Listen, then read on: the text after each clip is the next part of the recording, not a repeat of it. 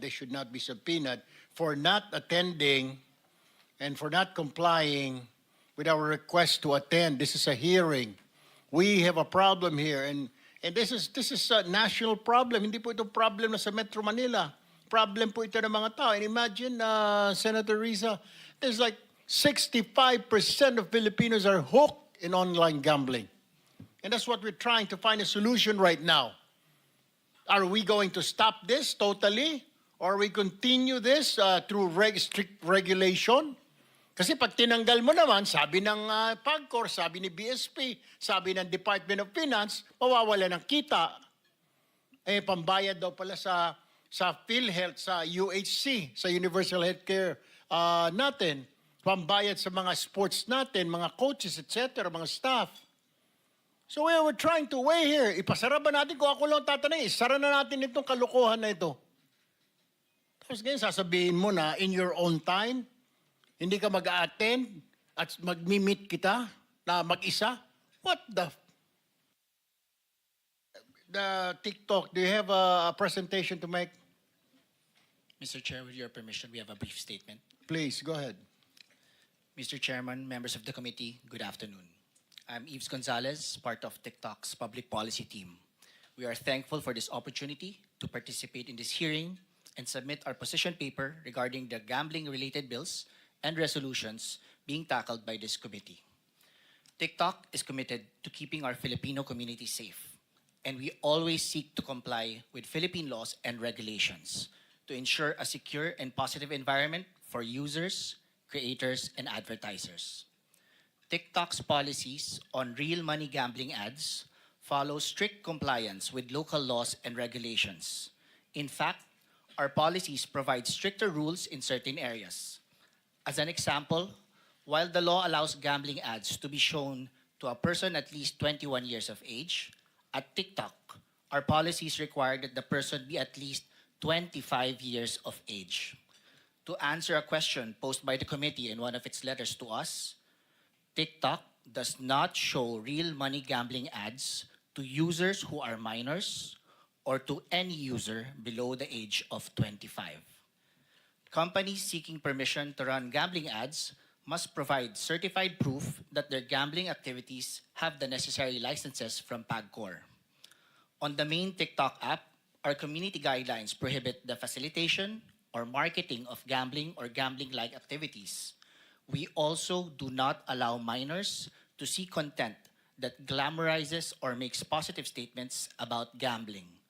99.5% of content that violates our gambling policies are removed proactively. While TikTok strictly complies with Philippine laws and regulations, we voluntarily paused real money gambling ads in the Philippines last August 22, 2025, in response to policy statements from President Marcos Jr. and DICT Secretary Henry Aguda. We understand that as of today, TikTok is the only platform to voluntarily pause such ads. In his August 20 statement posted on his social media pages, DICT Secretary Aguda noted, "Malaking bagay ito mga kababayan, ipinapakita nito na kahit ang malaking global platform ay handang makiisa sa ating adhikain na digital bayanihan." With that, Mr. Chairman, we will continue to work closely with this committee and our government partners to arrive at measures to address the concerns raised by various stakeholders. TikTok looks forward to answering the questions that this committee might have as we work to always be a part of the solution. Maraming salamat po, Mr. Chairman. Maraming salamat, Mr. Gonzalez. Thank you for coming in and for answering our invitation. We go now to Google. Google, are you here? Is there a representative from Google? Yes. Good afternoon, Honorable Senator. I am Putri Alam. I lead the Government Affairs and Public Policy for Google in Southeast Asia. Firstly, allow me to share an opening statement to you, sir. Sa ating butihing senador, magandang hapon po. Salamat po for inviting Google to be here today. We appreciate the opportunity to address this critical issue of online gambling. Google is committed to make the internet safe for everyone, and we also share the commitment to stop and prevent illegal online activities, including gambling. And we do this through three-prong approach. Firstly is a robust and strong policies across our platforms. And secondly, through technology. And thirdly, but not least, working and collaborating with regulators and other businesses. On Google Play Store specifically, in the Philippines, we have strict rules that ban all apps that facilitate or promote real money gambling. So we do not allow real money gambling apps there on the Play Store. On Google Ads, in addition to prohibiting ads personalization for Google accounts of children under 13, we also have additional protections for teens under 18, and specifically in the Philippines, we do not allow advertisement on gambling to be served to users under 21, sir. Also, on Google Ads platform, we have clear policies that govern the promotion of gambling, including, again, as I mentioned, prohibiting and targeting of minors, as well as requiring the responsible gaming page. Moving forward, we are ready to work closely with you and the Philippines government and relevant authorities to address any concerns. And we believe that by working together with clear and robust regulation and technology innovation and responsible business practice, we can create a safer online environment for the Philippines. Thank you again for the invitation today, sir. Thank you for joining us. We really do appreciate that. But we have a couple of questions if we can just stay online. But first of all, let me just move back to Mr. Gonzalez here. Mr. Gonzalez, there are advertisements in TikTok I've seen recently. All right. Meron po bang oras na inaalaw ninyo na pwede mag-advertise? Or totally wala na po kayong ganon advertisements of online gaming sa inyong platform? Mr. Chair, as of August 22, 2025, sinuspend po namin temporarily yung pong mga gambling ads. So, 24/7 po yan since August 22, bawal na po for now. Oh, good, good. Okay, so you're telling me wala na po talaga makikita ang mga bata, ang mga tao na mga online advertisements ng online gambling? Mr. Chair, to reiterate po, kahit po nung bago po mag-suspend, hindi po pwedeng makita ng bata. So yung policy po ni TikTok ay minimum dapat po 25 years of age para po makakita po ng gambling ads. Pero since August 22 po, since sinuspend po, wala na po. Kahit na yung 25 years old and above? Opo, Mr. Chair. Wala rin po kayong link. Ika nga, pag pumunta po sa inyong platform na maghahanap po siya ng sugal, wala siya makikita doon yung mga kababayan natin? Wala po. Wala din. Okay. From Google, are you still there? Yes, sir. All right. So YouTube is also under your organization, under your umbrella, correct? Correct, sir. All right. The question is, I've seen some YouTube accounts here while they were playing in casinos and then even bragging they won this much amount. Can you further study if you can remove this and not allow this in Google and even in YouTube, Madam? Thank you for the question, Honorable Senator. We do have community guidelines across our platforms, including YouTube, and all of our creators must abide by these strict policy guidelines. So if they do incite any statements that are violative of this community guidelines, we will enforce upon that creator, sir. We are also working with very closely. We have a very open communication and collaboration with the ICT and CICC if there is any content that might violate local laws and regulations, sir. All right, another point I want to raise, have you already removed, because back then, I think a few months ago, you go to YouTube and then you want to play games, online games or gambling, you can do so. Have you already checked on that or corrected that, Madam? Apologies, sir. I'm not familiar with the case or the particular event that you were referring to. Allow me to get back to you on this. As mentioned before, we have a very open communication line with CICC on this. In the past, whenever they've sent us requests, we will work through these pieces of content and dialogue with them, and we will be responsive, sir. What about advertisements? Do you do YouTube still allow advertisements in the platform, or even Google? Do you still have those? I mean, advertisements for online gambling or gaming? Yes, sir. As mentioned, we only support gambling advertising and require that advertisers strictly abide by the local gambling laws and industry standards in the Philippines, including displaying information about responsible gambling. And again, we do not allow gambling advertisers to target minors. And in the Philippines, we do not allow gambling advertisement to be served to any users below 21. Additionally, we require gambling advertisers, as I mentioned, to be certified, and this certification process includes the certification as an online gambling operator duly licensed by PACOR or other authorized licensors. And we require the license to be submitted before we allow an entity to run any gambling ads. And also to ensure that the license is valid, we have reviewers that cross-reference the license submitted by the potential advertiser with the official list from PACOR as published in its website, sir. We have a lot of illegal online sites here in the country. Number one of which is the 1xBet. I don't know if you monitor that site, which is very illegal, and it hasn't registered with our PAGCOR here.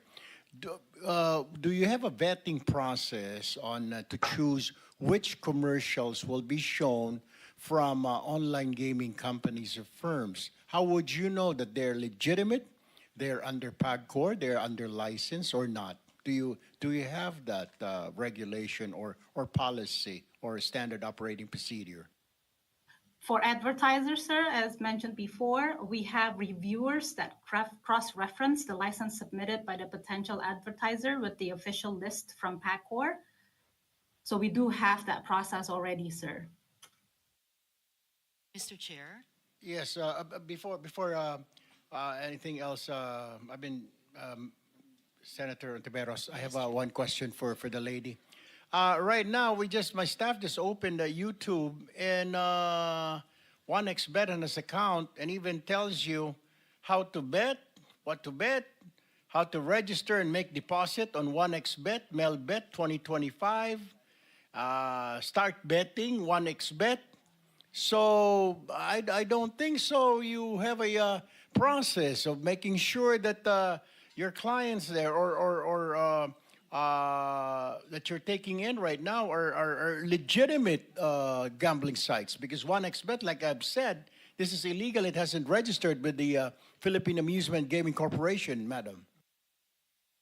Yes, sir. So this is definitely is not in compliance of our system. And we use a combination of automated and human evaluation and to detect and remove ads which violate our policies and are harmful to users and the overall Google Ads ecosystem. And our enforcement technologies also use algorithm and machine learning modeled on human reviewers' decisions.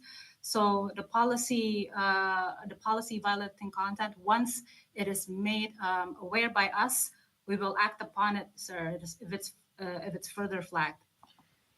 Please allow me to also. Mr. Chair.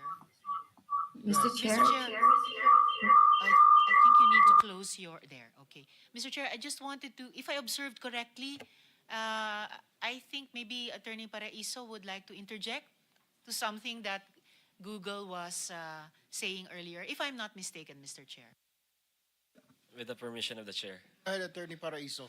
Mr. Chair, yes, we do have, prior to this committee hearing, we have a relationship and we have an understanding with YouTube. However, as of recent, and with the departure of one of their government representatives with CICC and the ICT, we observed difficulty when it comes to the request for takedowns, especially with influencers promoting illegal gambling sites, because you have to distinguish promoting a gambling site is different from influencers promoting these sites. So as you've observed, CICC has been going after both, Mr. Chair. So, um, in fact, we have a request pending for 2 months now for one very famous influencer promoting still illegal gambling sites, Mr. Chair. Just noticing, Mr. Chair, 2 months is a long time. Kung government uh, agency ang nagre-request o nagde-demand, 2 months is a long time to wait for a positive response from a private sector stakeholder. For the record, Mr. Chair. Can you answer that, the representative from Google? I mean, the CICC has a request for takedowns for 2 months now, and you haven't done anything, Google representative or official.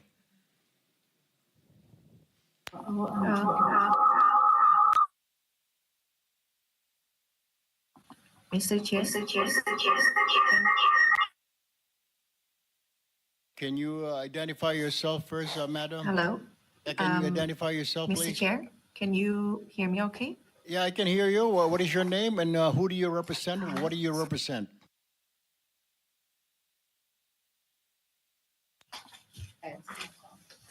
Mr. Chair, can you hear me okay now? I can hear you. Go ahead. Please state your Okay, name sorry. and what do you represent? Who do you represent? Yes, I'm Anne, part of the Government Affairs and Public Policy. Thank you so much for the invitation. Apologies for a bit of technical issues, but we managed to fix it. And then we had a meeting with CICC, and we apologize for the lapse in the change of our personnel, but we will get back to you. Actually, we are already in touch with the CICC team, but regarding that specific request, please allow us to also look at the report.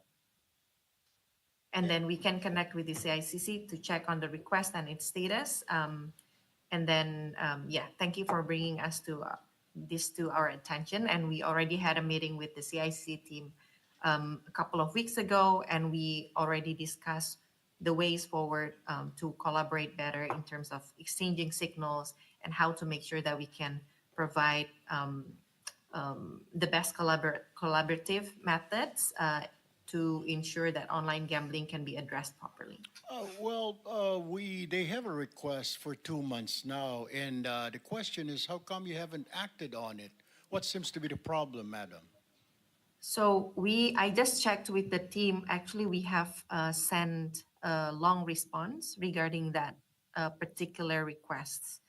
But I think still much discussions need to be done, but we have responded to the team. See, the problem, madam, is that we're having problems here. We have already several people taking their own lives because of online gambling, because of this problem. And we don't want another life wasted because of online gambling, let alone illegal online gambling that your platform promotes, that Google and YouTube. We're already having problems with the legitimate online gaming or gambling in the country. Yet we have another problem. I mean, that you allow to show in your platforms, YouTube and Google. We need help, madam. We really do need. If you really want to help us, then do it now. Don't waste any more time. Thank you for that. And we take this issue very, very seriously. And as you said, lives at risk. And regarding that specific YouTube content, we actually requested additional information because without that information, we couldn't actually follow up. And then that was the response that we sent to the CICC team a couple of weeks ago. Don't you have people to monitor, or division or department monitoring contents, particularly coming from the Philippines, like on illegal gambling activities? Don't you have personnel, miss?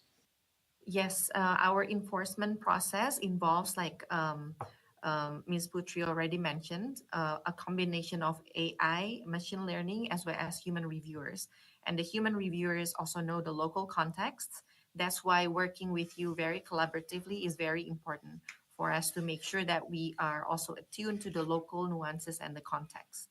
And then we recognize the concern, and that's why we are here and we are committed to working with you very seriously, and we will review and provide the assistance as needed. Well, we appreciate that assurance, madam. We hope that you'll be able to help us because we have a problem. Otherwise, we won't be, this committee will not be talking about that. We won't be inviting you if you're not important. You're one of the main subjects here. I mean, people playing online gamblings because it is being promoted in your platforms, in YouTube, in Google. So we do appreciate any help from you guys to monitor and probably take down posts by Filipino citizens in your platforms pertaining to online gambling or particularly illegal online gambling. Yes, sir. Thank you so much. And regarding the organic content, ads, we have comprehensive ads policies. But when it comes to organic content, which influencers actually create, it's a more difficult process to spot. So that's why we really want to partner with you and the team to coordinate further, and also working closely with CICC because we would need the additional information to follow up and take down the content in discussion. Yes, particularly one in particular is this 1x bet that they keep on running ads in YouTube and even teaching people how to bet, how to register, and we don't need this. And another thing, they are illegal because they're not registered with our Philippine Amusement and Gaming Corporation, and they don't have a license, madam. Yeah, well noted on that. Thank you, sir. Thank you very much, and good afternoon to you. Anyway, Senrisa, do you have questions for our other guests? Yes, salamat, Mr. Chair. Maybe just a last note to YouTube and Google. That request from CICC is 2 months standing, and they requested you to take it down. Just the fact that they requested a takedown is already an indication that, I'm guessing, no? That it's an indication that they saw some harm being done. Should not take 2 months for some kind of response from you. If not to finally take it down because you said you were requesting additional information from CICC, maybe at least to suspend, just to take notice of the, and again, I'm guessing the harm that CICC may have seen in that site. That's why they requested you to take down. Please never repeat again making such a request, wait 2 months without action. Just for the record, Mr. Chair, for YouTube especially. So for this round, Mr. Chair, I just have a last few questions for PAGCOR and for Bridges of Hope. So thank you, Mr. Chair. Attorney Jessa Maris, so kanina pinag-uusapan natin yung pababa yung fees sa gross gaming revenues na ini-impose ng PAGCOR. So parang nasa polisiya pala ng PAGCOR na paramihin palalo itong mga gambling operators sa ating lipunan. Actually, Madam Chair, hindi po. Starting March 2024 po, nag-impose na po ng moratorium ang PAGCOR Board of Directors. And kaya po hindi na po kami tumatanggap ng mga new applications. Yung mga pending na lang po, yun po yung on process, but starting po March 2024, no new applications po were accepted by PAGCOR. So 1.5 months already that no new applications have been Last year pa po, accepted. ma'am. That's right. So 1.5 years. Yep. So kasi otherwise, kailangan kong tanungin, kung hindi yan ang polisiya, bakit pa ulit-ulit na ibinaba yung fee? And in fact, if I look at the article, sarili nyo pong article sa Insider, January 2025. So this was after yung suspension na binanggit nyo of March 2024. Ang sabi dito sa inyong article, para mas marami pang budget sa marketing. So ano yung totoong pakay sa marketing? Kung hindi nga rin, pag-ienganyo sa mas marami pa na magsugal. So, just to give also a history po, no, yung pong mula po nung 48.5% po yon na simula po na rates po, meron pong mga period po yon kung kailan po ibababa yung rates. So after 6 months, naging 45%. So hanggang po, ang pinakahuli pong pagbaba at huling pagbaba po is nung 30% na po siya. So, isa rin po sa mga naging layunin sa pagbaba po ng rates for the electronic gaming operators is for them to allot that percentage po sa marketing po nila. Kasi po, ayon nga po sa nasabi ko kanina, isa po sa pinakamataas po na tax rates na nai-impose sa buong mundo ay yung binibigay, yung tax rate po ng PAGCOR na nasa almost 50%. So, ito pong na bawas po ay pwede po nilang ilaan sa marketing po nila at sa iba pang mga expenses ng operators. Yun po yun talaga pong isa sa mga dahilan kung bakit din po binaba ito. So para pala sa marketing ng mga online gaming operators. Akala ko nung una para sa marketing ng PAGCOR. So para rin po sa kanila. So but in effect, whether PAGCOR ang nag-iengganyo or sila mismo nag-iengganyo, yung target audience pa rin, target market na mas marami pang magsugal. Wala man lang po bang harm reduction target ang PAGCOR? Actually, ma'am, isa po iyan sa mga mitigated measures na i-implement po natin. So, kagaya po ng pinapatupad po natin sa integrated resorts, magkakaroon po ang ating mga licensees for online gaming ng tinatawag na foundations. So, yung 1% or a percentage po of their GGR will be directed for small infrastructure projects or the community infrastructure projects. Magkakaroon din po ng pondo para sa mga rehabilitation centers for mga players po na nagkakaroon ng problema sa kanilang paglalaro at maaari din po itong gamitin para sa iba pang mga maliliit na proyekto na ilalapit po sa atin ng mga communities and also ng ating mga stakeholders po. So parang magiging CSR nila. Yes, ma'am. In addition pa po, if I may and since nabanggit nyo na rin yung rehab centers, well, for one, yung bill ko is going to ask for more than that in terms of resources para dun sa rehabilitation ng mga nalulong sa online gambling. Kasi otherwise, bakit parang pera na lang ang nagiging sukatan? If I may add po, bukod po doon sa mga foundations na yon na galing po sa mga licensees, meron po tayong mga tie-ups with non-government organizations. So isa po doon yung Seagulls Flock. Sila po yung tumutulong ngayon sa PAGCOR para po mapatibay pa yung mga programa po natin. So kasama po dito yung pag-train ng mga ambassadors, responsible gambling ambassadors ng mga licensees natin. Sila din po yung tumutulong sa amin para po sa maayos na pag-accredit ng mga rehabilitation centers. So right now po kasi meron po kaming tie-up with 3 rehabilitation centers, but we recognize na para po makapagbigay kami or makapagbigay sila ng talagang responsive treatments for gambling gambling victim, addicted po sa gambling, kailangan po as well i-accredit po sila at talaga pong masusing matingnan kung meron po silang kakayanan na makapag-treat ng mga may problema po sa gambling. Yung pong Seagulls Flock na rehab center, religious po ito? Seagulls Flock Organization po is actually a non-government organization. Binubuo po sila ng mga psychologists, nasa medical field po sila.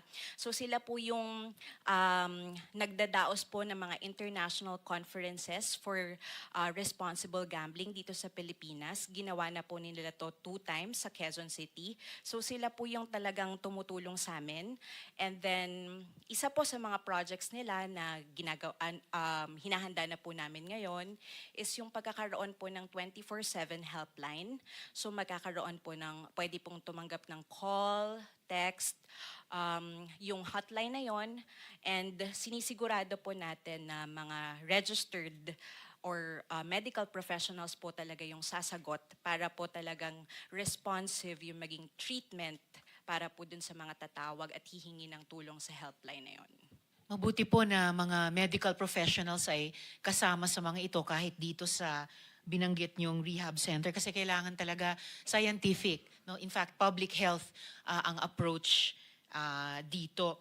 Yung pag-train ng responsible gambling ambassadors, kaya lang Mr. Chair, gambling ambassadors pa rin ito. And wag nating kalimutan, sinabi po ng Bridges of Hope, in fact, wala pang responsible gambling framework dito sa Pilipinas. So I wonder if it is these ambassadors or that group who should accredit the rehab centers. Baka for that expertise, dapat sa Department of Health nakalagak ito, lalo na kung harm reduction, lalo na kung public health ang approach. And then, of course, appreciated po yung helpline. Pero ilagay po natin, Mr. Chair, yung mga mandates na irerekomenda ng komite sa mga tamang at dapat na ahensya or departments or sa private sector and civil society partners na mayroong ganitong capacities talaga. Mr. Chair, marami pa rin sa aming nagsusumbong na meron pa rin mga billboards, social media, at pati messaging apps na nagpo-promote ng online sugal.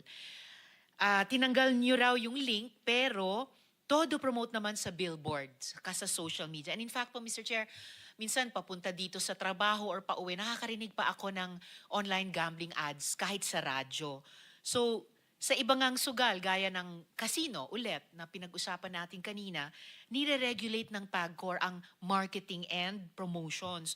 So, bakit pinapayagan nyo pa rin mag-advertise ang online sugal? Yes, Mr. Senator Risa, I think we invited the Ad Standard Council. They can answer that question Thank you, later Mr. on. Chair. Thank you. So, but if PAGCOR has any comment on that before I ask my maybe last question of this hearing to the Ads Council? Yes, Attorney Jessa Maris. So ma'am, regarding po doon sa nabanggit niyo po ng mga billboards and out-of-home advertisements, actually po, when the PAGCOR imposed po the deadline for all of our licensees to take down the billboards all over Metro Manila and all other areas po na pinagposta nila, there was 100% po compliance from our licensees to take down all of these billboards. So with regard po dito sa kung meron pong recent na nakita, titingnan po natin to. Actually po, we have a monitoring team na tinitingnan din po kung meron pong mga nailalabas, and we also coordinate with the MMDA and ASC kung pwede pong maparusahan or kung meron pong mga kailangang i-take down na billboards sa paligid po natin. So we can get po the report kung saan po makikita ito para po ma-coordinate namin, and if kinakailangan pong mag-impose ng penalty sa mga lumabag,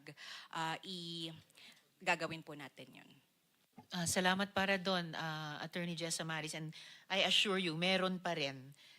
Dahil nga maraming pa rin nagsusumbong tungkol dyan, Mr. Chair. Sir.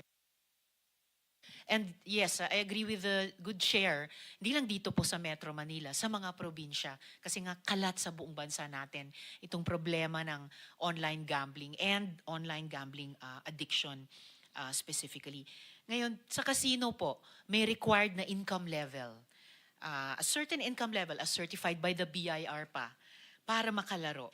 And naniniwala po ako, Mr. Chair, na dapat mas mahigpit pa tayo dito pagdating po sa online sugal. May ginagawa na po ba ang PAGCOR kasama ng ibang ahensya para magkaroon ng mas striktong regulasyon? Ngayon pa lang, pagdating sa spending limit dito sa online gambling platforms. Para naman hindi nabibiktima, lalo na yung mga minimum wage earners na kanina pa po nating pinag-uusapan, lalo na yung arawan lamang ang kinikita nila. Okay, so with regard po ma'am sa spending limits, yes ma'am, isa po ito sa mga inaaral natin. Nabanggit din po ni Chairman Tenco during the last hearing na isa po kasi ito sa kailangan po talaga nating i-weigh kung yung pagtakda po ba natin ng spending limit would really promote responsible gambling or it would just drive them to the illegal operators. So kaya po, hindi po namin sinasabi na hindi tayo magtatakda, kundi maingat lang po tayo kung ano po yung magiging limitation, kung anong amount po ang itatakda natin. But definitely po, isa po ito sa mga pinag-aaralan. In addition po, tumitingin din po tayo, marami din pong mga products or AI tools para po magkaroon ng monitoring ng betting transactions or yung mga yung betting patterns po ng mga players. So para makita po natin kung every now and then 20,000 20 pesos 20 pesos or wala na po sa normal pattern of betting niya yung ginagawa na itong player na to, maaari pong i-suspend yung kanyang account para po hindi na po niya matuloy-tuloy ito. So isa po ito sa mga, ilan po ito sa mga pinag-aaralan po ng mga tools because we understand po na sa dami po ng transactions, kailangan po talaga natin ng ganitong mga tools para mas matulungan po natin yung mga players po natin na maihinto bago pa po sila magkaroon ng addiction. Well, Mr. Chair, I'm willing to guess even now na kung magkaroon kayo ng dagdag na controls mula sa PAGCOR gamit yung income limit, it would either promote so-called responsible gambling na again, wala pa naman tayong ganyang framework dito sa ating bansa rather than drive them to the illegal. Kasi sinasabi namang ng lahat, kinokontrol ang illegal. But we also need to control yung paglaro ng ating mga kababayan or there have to be some kind of safeguards kahit dun sa so-called legal na online gambling. Baka makatulong nga na magdalawang isip ang tao na magsugal dyan sa online gamit ang limitadong pera. Yung minimum wage nga ngayon, it's honored more in the breach and it's not even a living wage yet. Makikipagkompetensya pa yung online gambling, di ba? So, ang hirap. I mean, we have to